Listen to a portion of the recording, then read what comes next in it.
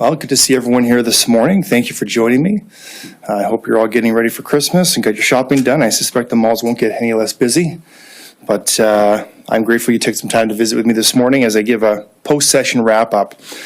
I am happy to share that the inaugural session of the 31st Alberta Legislature has adjourned. The government passed 9 bills that will help grow the economy, protect law-abiding Albertans, improve health care, and defend the province from federal interference. The fall legislative session started on October 30th, and we moved quickly to introduce 2 bills to safeguard the financial interests of Albertans and businesses. Bill 1, the Taxpayer Protection Amendment Act, further strengthens Alberta's position as the most taxpayer-friendly province in Canada. Bill 2, the Alberta Pension Protection Act, protects the pensions and benefits of Albertans and locks in the promise that we have made that Alberta's government will not move forward with a provincial pension plan unless it's approved by Albertans in a referendum. Furthermore, through the unanimously passed Bill 3, the Opioid Damages Cost Recovery Act, Alberta's government has strengthened its case against those who have contributed to the creation and proliferation of the addiction crisis with opioids. Also in this sitting, Alberta's government tabled its first Alberta Sovereignty Within a United Canada Act motion, which urges the government to take strong, effective action over the coming months and years to counteract the harms and risks to Albertans posed by the unconstitutional federal clean energy regulation.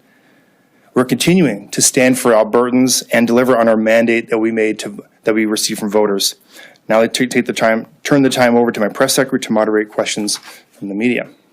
All right, thank you, everyone. We're now going to take questions from the media, starting with those who are here in person. Then we'll move to the phones. Please state your name, outlet, and please keep it to 1 question, 1 follow-up. Hi. I have that was a lot of backwards-looking questions, but I have forwards-looking questions. I guess let's start with the Alberta Sovereignty Act. So do you foresee there being further motions coming in the next session or potentially even sooner, like an emergency summoning of the legislature to discuss Sovereignty Act motions pertaining, now that we've heard about the methane rules and the emissions cap from the federal government?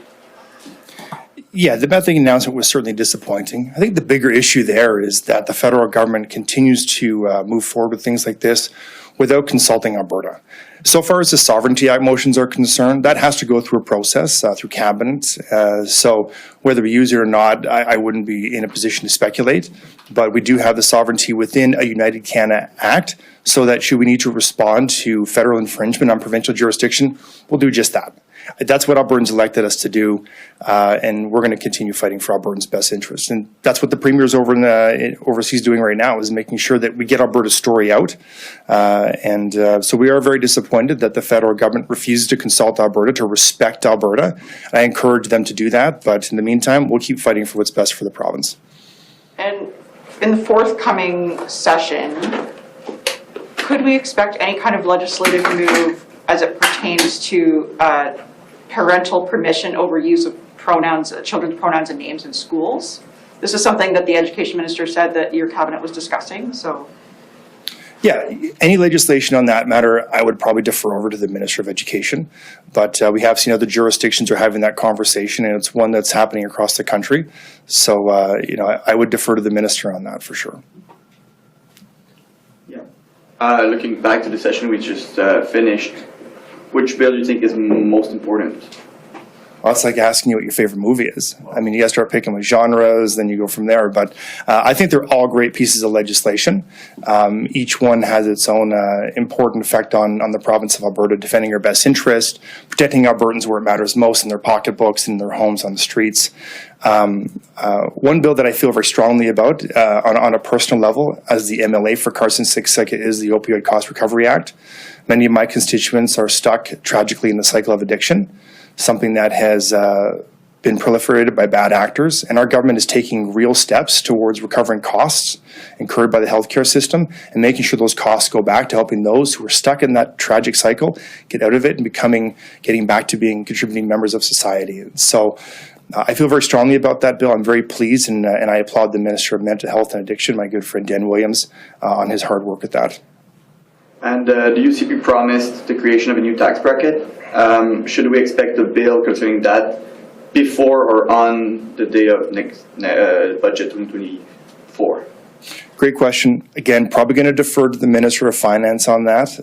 Usually in my pre-session press briefings, we go over the legislations coming forward. It'd be a bit premature to start speculating on those kinds of things. But again, if you go back to the Taxpayer Protection Act that we passed, Bill 1, we feel very strongly about letting Albertans keep as much of their own money in their own pockets. They would be the best stewards of their own money. And so as a conservative government, that's really what we're mostly focused on. So again, with specific legislation, I would defer to Minister Horner, but at a high level, our government is laser focused on helping Albertans through this affordability crisis. All right. Any other questions in the room? And just a reminder, please state your name and outlet. All right. We're just going to move to the phones first. So operator, can you please put through the first caller? Catherine Gowski, Alberta Today. Hi, thanks for taking my question. So obviously in February you have to come back for the budget. Is the intention to sort of hit the ground running in February and start up the session, or are you just coming back for the budget and then taking off for a bit? Thanks for the question, Catherine. I wouldn't suspect we're going to deviate too far from precedence on going back to session in February. Specific dates as when we go back, I wouldn't be able to comment at this time. That'd be a bit early for that. And of course, the budget needs to be tabled before the end of February. But I wouldn't anticipate any major deviations from precedence on returning to session in the spring. And a follow-up? And as a follow-up, you mentioned the importance of these bills, and yet on ones like the Alberta Pension Protection Act, you brought in time allocation, like, for example, at third reading before debate had really even started. There was an opportunity to have those evening sittings to allow for several more hours of debate. I'm wondering, if it is such an important bill, why not take more time to make sure that all the pieces were in place, that it was the best it could be? You know, I would argue that it is the best it can be. We heard multiple amendments from the NDP caucus that we didn't feel fit the spirit of the legislation, so we did not accept them.